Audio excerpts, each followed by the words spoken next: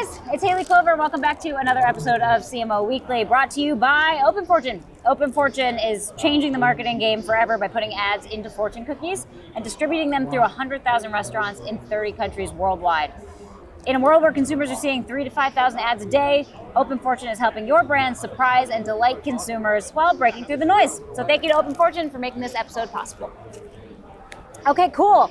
My guest today is breaking barriers in the sports gaming world without actually risking a dime.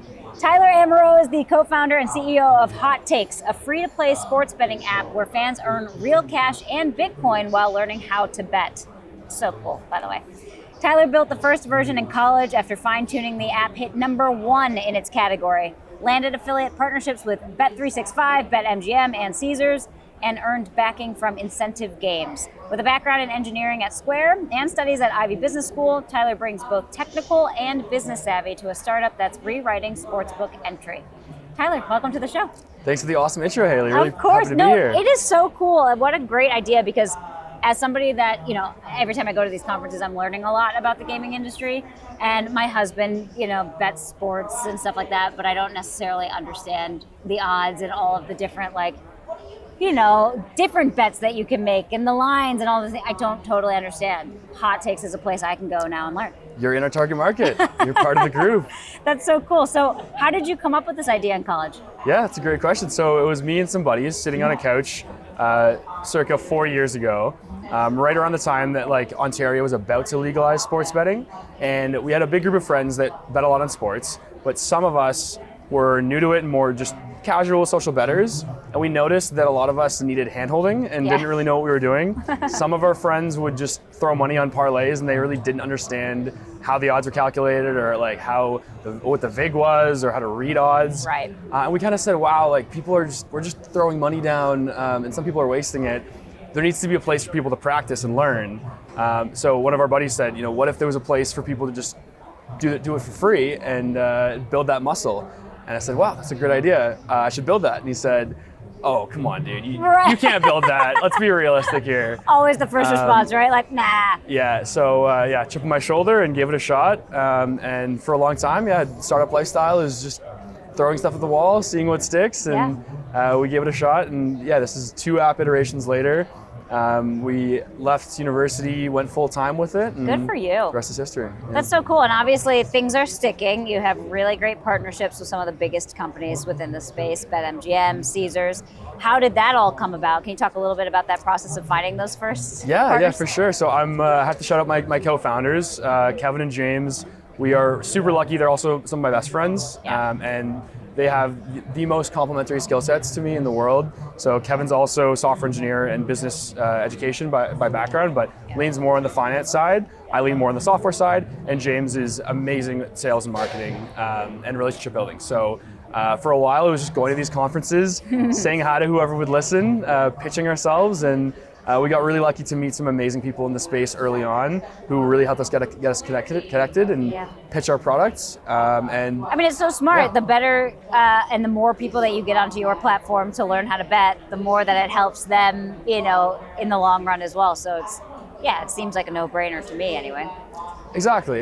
And over the years, we've transitioned from just being a free-to-play app, and that was our business, to being a content entertainment company. So what we've learned as an affiliate is that ultimately we need to be targeting a very broad audience and identifying people along the curve of experience level. So we need to figure out where people are in their journey and help them, wherever they are in their journey, get further along that path. And of course, our clients are always looking for really high value bettors.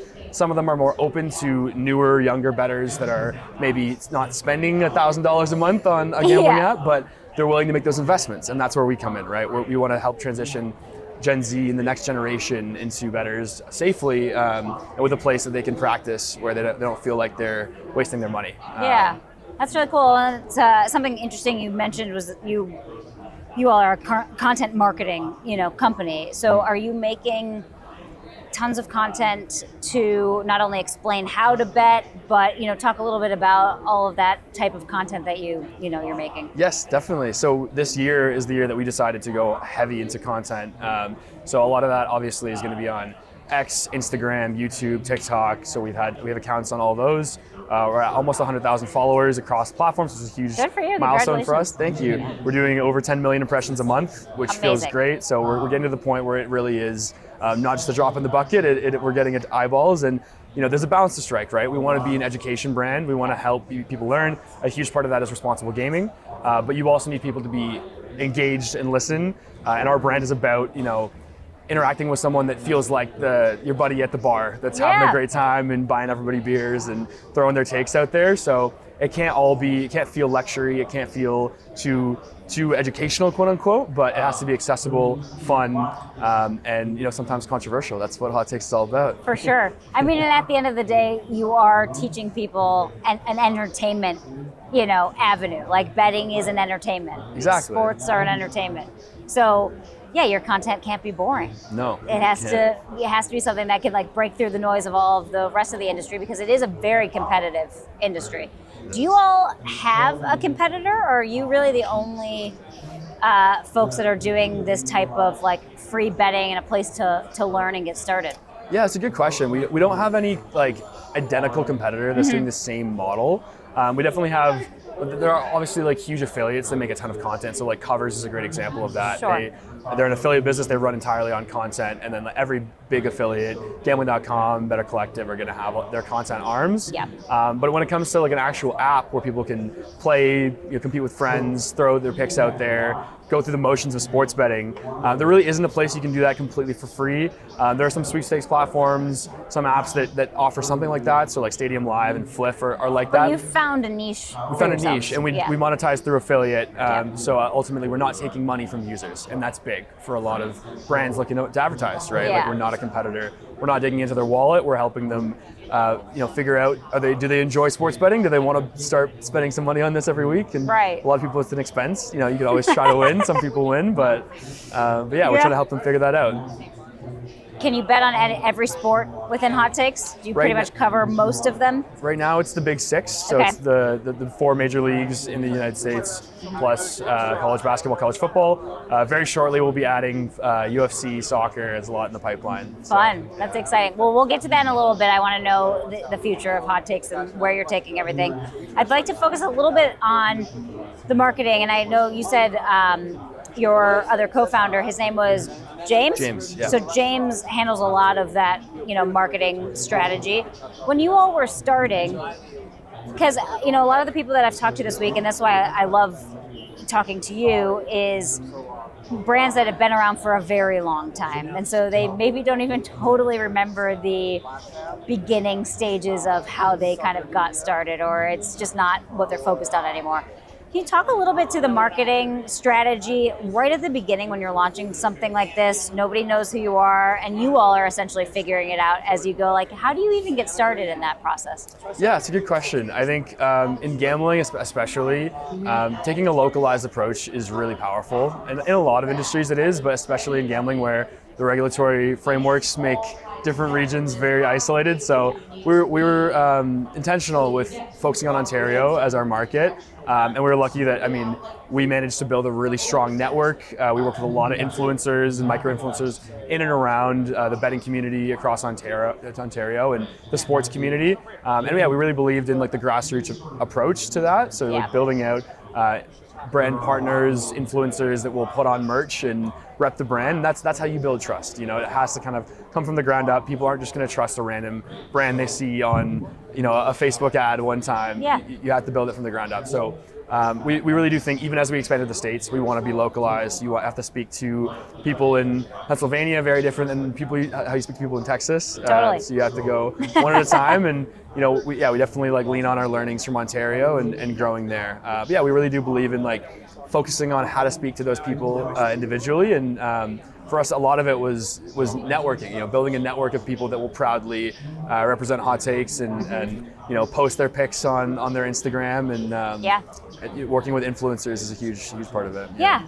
that's great. It's an incredible strategy. Obviously it works. That industry is growing massively every year. Has the strategy continued to be the same? Now that you all, have a much bigger social media presence and you have those 10 million views monthly, are you slowly switching that approach, or is it like, let's double down now because we know it's working? Yeah, I think a bit of it's doubling down, and a bit of it is just expanding to a multi-pronged approach. You know, you have to be as a marketing company, you have to be omni-channel. So for us, that means covering all the bases. You know, it's SEO. We launched a blog this year. We're going to be tying in some AI-generated content with human content. Cool. We launched a newsletter recently. We're already at 25,000 subscribers, which feels great. Good for you. That's fast. Yeah. Yeah, and newsletters are honestly, I didn't even realize until this year, but they're all the rage right now. They really are. So it's funny how the industry kind of goes back and forth, but yeah, it's very true. Yeah, and if you can provide value to people's inbox, they'll open it and people will look through and click on things. And it's essentially people's morning paper now. You know, Exactly, instead of getting the physical New York Times in the States or whatever, it's in my inbox. I'm reading my like 5 newsletters that I subscribe to, getting my news, and then starting my day. So yeah, it's huge.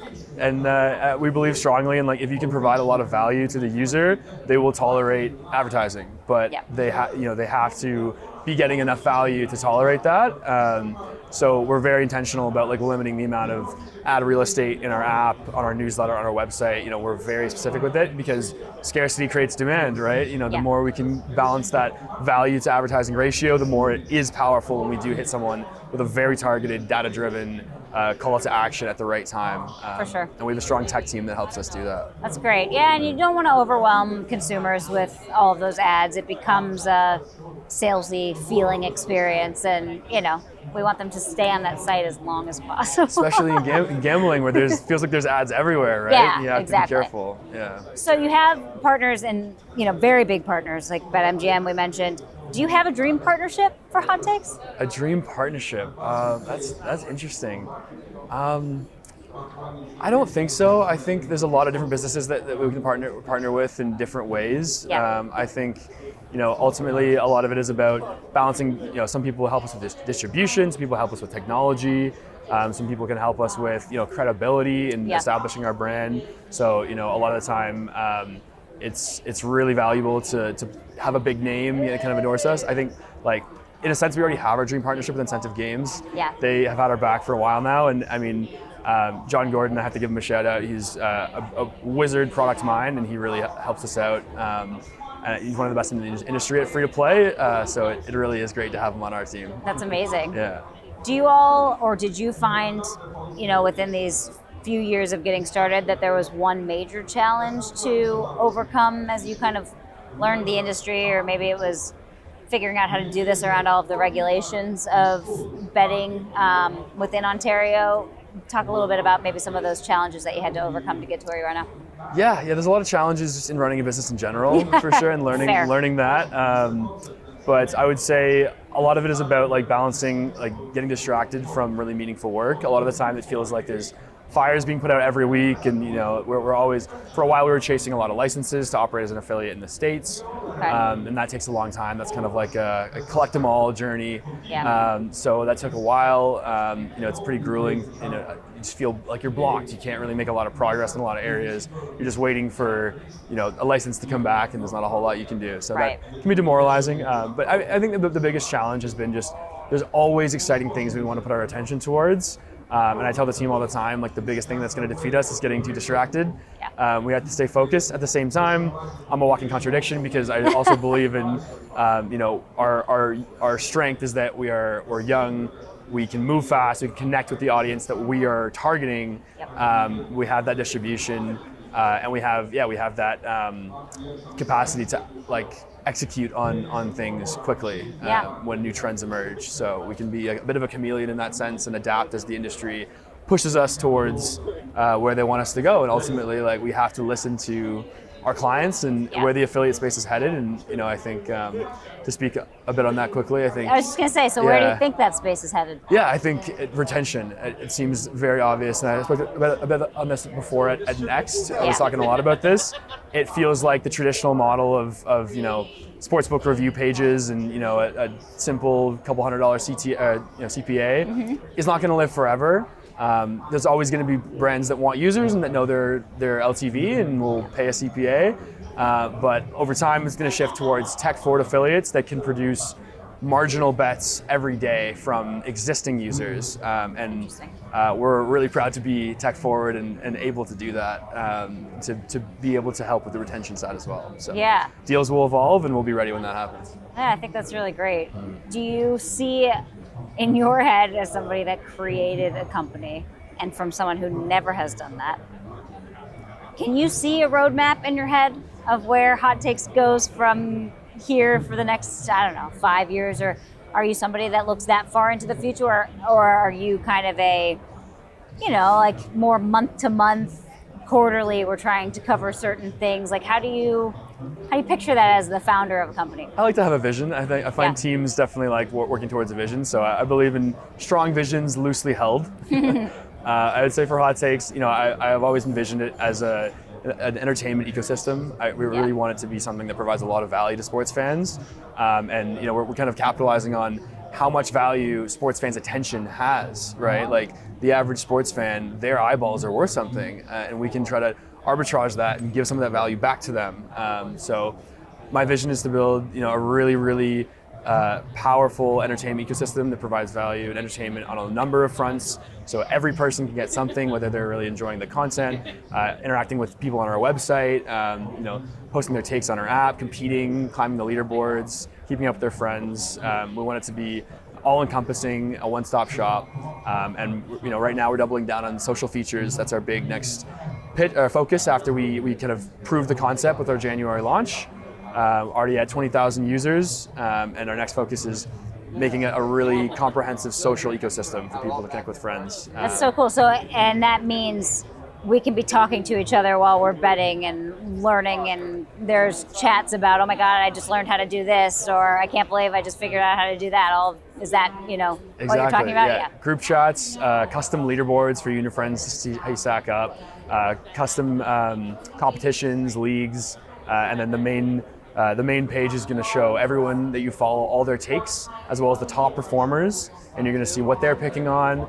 You're going to see their rationale. They're going to explain why they're picking it, and you can up and down vote and vote hot or cold on everything and see where the community thinks every game is going to go. That's amazing. It's such a great name, by the way. How did the name come? I mean, obviously, people absolutely have hot takes about sports betting. There's always somebody that's like, this guy's gonna go off today, or whatever it is. How did you all come up with the name?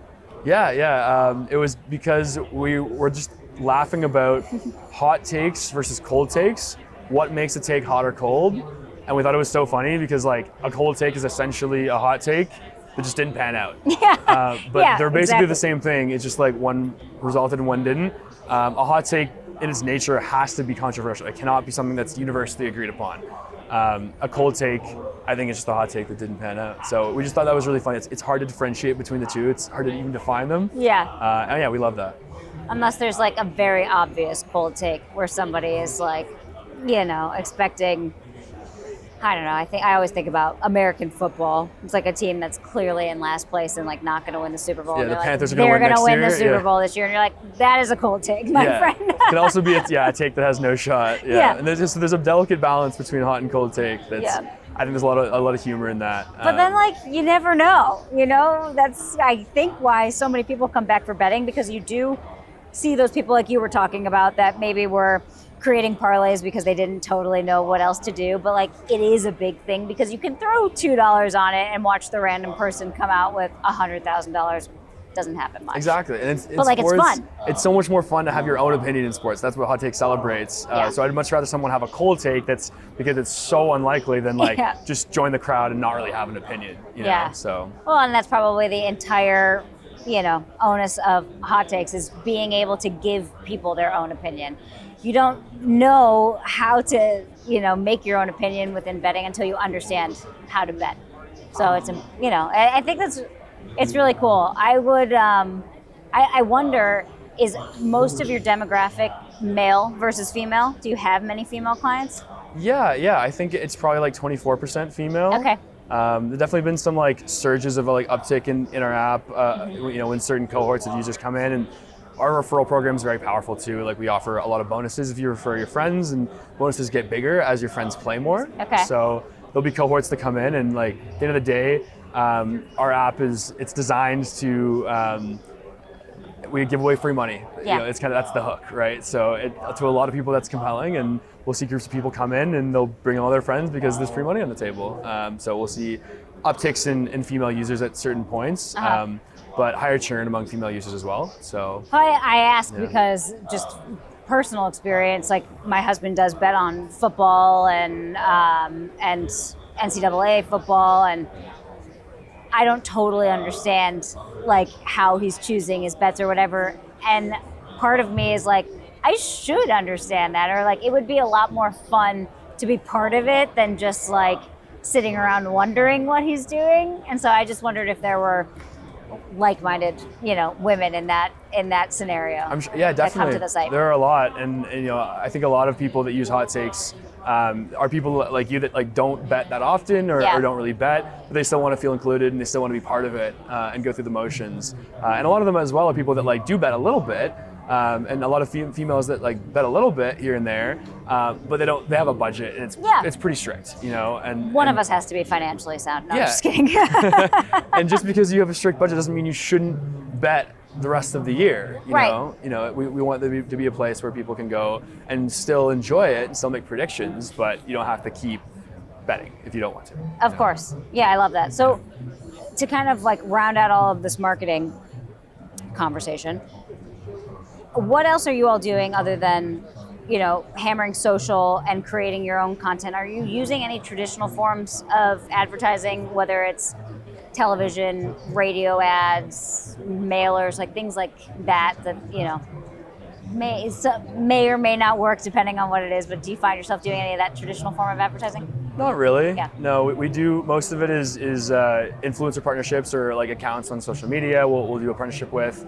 We'll look for like a good strategic alliance where we can both offer value to each other, and we'll do usually like a campaign. Yeah. We'd like to focus on specific like events or playoffs or moments in the year where we can really target, focus our dollars. And we think we just get a better ROI when we give money back to the users. Like if we did a $25,000 prize pool for March Madness, and that generated 18,000 users. Wow. We'd much rather give the money back to the users and do a huge competition with a huge prize pool and bump the referral bonuses than put an ad on TV. We just think we just get a much better ROI, much lower cost per user. How do you find that your consumers, when they come in for something like that where it's a really big offer, do you find that they're sticky? Do they stay? They're loyal, users of the app? Yeah, it's definitely a little lower if they're coming in for like a big hook like March Madness. Sure. But our job, as product developers, is to have other aspects of the app that are attractive and that they can see on their way to get to the March Madness page that catch their eye and they, spin to win. Oh, I want to spin to, like they see other places they can play and interact, and that's our job to keep them. But some of our highest value users that have come in the door through those kind of campaigns. So, okay. Yeah. That's really cool. Before we get into our rapid fire questions round, is there anything else that you'd kind of like to throw out there about HotTakes, like what makes you all different or why people should, after listening to this episode, why they should come and learn more? Yeah, I think like we really take pride in being a brand built by sports fans, by people that are just regular old sports bettors, and are pretty much built it from the ground up by ourselves, with the goal of providing a lot of value back to sports bettors. We really do think that like sports bettors provide so much value to this industry. There's so much money in it, and they deserve more of that value back. And that's what we're trying to do. We're trying to give some of that value back to them. And a lot of that is community-led, community-driven. We listen to our users a lot. And a lot of like the way that we win is by leveraging content from our audience, right? Like user-generated content is gold. The funniest things that have touched our blog and our social media are all things from our audience, not from us. So a lot of the time we're leveraging them being funny or engaging. Because that's what a smart brand should do. Yeah. That's amazing. Well, that's great. I'm excited. I am definitely going to go on after, and I think I'm going to do it in secret and learn all of these things, and then tell my husband I've made these bets and just see what he says. Okay, rapid fire questions round. Let's do it. This is just a bit to learn about you a bit more than necessarily hot takes. But first thing that comes to your head, just throw out the answer. What's your favorite city in the world? Favorite city in the world? Barcelona. Pretty. A person, dead or alive, that you'd most like to sit down to dinner with? Probably Jack Dorsey. Okay. What do you think everybody's going to be nostalgic for in 30 years? What are people going to be nostalgic for? Probably like authentic human content. You know, obviously people talk a lot about how much AI has taken over, and I mean, even a lot of the quote unquote human content is recycled. So I think there was an era in the 2010s where there's a lot of content online, but basically all of it was like people's actual opinions and thoughts. Yeah. And I think we're going to miss that. I agree. You're young, but what's one thing your past self, let's say 10 years ago, would be shocked to learn about your life today? Me 10 years ago. I mean, 10 years ago, I thought coding and software were super nerdy. So I'd be pretty shocked to learn that I love technology and software, and that, yeah, it's a huge passion of mine. That's awesome. Coffee or tea? What powers your mornings? 2 coffees. What do you put in them? Nothing. Just black coffee. I love it. Every time I ask this question, I've been saying, because I was so excited, I read an article that said if you drink multiple cups of black coffee a day, that it actually helps your memory. So I was like, that's a win for us coffee drinkers. I stay fasted. I think it helps my my work a lot. Yeah. Interesting. That's cool. Do you have a go-to karaoke song? Vienna by Billy Joel. Oh, it's such a good song. One of my favorites of his. Is it okay to sleep with socks on? Sure. That was the question. Listeners will know Carlo will randomly come in and ask that question, but To each their own. It's a free country. I love it. Okay, what's one thing that you wish more marketers would stop doing? Would stop doing. I wish more marketers would stop doing. Is there any pet peeve, I guess, that you have within marketing that you see on a daily basis? I think just being cookie cutter and copying, pasting what works. I think the more you can be different, the more you're going to attract people and stand out a little bit. I think a lot of marketers, you know, ChatGPT is used a lot, and I mean, as it should be, but I think you have to try to find some angle of being a little bit different. Yeah. What's your biggest sports hot take? I think I have 2. I think the Eagles run it back next year. Okay. And either Brad Marchand or Connor McDavid to the Maple Leafs. One of the 2. Connor McDavid has got to be getting the itch to get out of there. I felt bad for him this year. One of them. Do you have any brands that you love the marketing that they're doing, or their marketing is always making you smile? What brand would that be? I think Cash App does a really great job. I mentioned that. I actually used to work at Square, so Yep. I have ties there, but I think Cash App's marketing is phenomenal. I mean, like, they're competing with Venmo, and Venmo just gives me nothing but corporate vibes. PayPal as well, like just pure corporate, like in the evil kind of corporate way. And I think Cash App just paints a really premium, friendly brand. I think they do a fantastic job. Yeah. If you weren't doing what you're doing now, what do you think your other, avenue would have been? I'd still be in technology, but I'd be in fintech and financial technology. I think there's so much innovation to be done there. I think a lot of the world is still 20 years behind in payments and just the ability to move money around easily. I think Bitcoin's a really cool innovation that people will look back and be like, wow, like no one saw that coming, really. But yeah, I think there's a lot of really cool payments technologies, and I think the world is going to get more and more free. I think technology is going to make people's lives easier. Yeah, I agree. Well, Tyler, thank you so much for coming. I really appreciate it. That's all the time we have, but if people want to find HotTakes, where should they follow you? HotTakes.com, on Instagram, HotTakes Co, HotTakes CO, TikTok as well as HotTakes CO. Yeah, all our links on HotTakes.com. It's amazing, and yeah, for free. I'm looking forward to seeing everything that you guys continue to do and how you grow, and I'm definitely gonna get on and educate myself a little bit more. So I'm excited. Hope you have fun while you do it. Yeah, I'm sure I will. All right, well, thank you so much for joining us on another episode of CMO Weekly, and we will see you next time.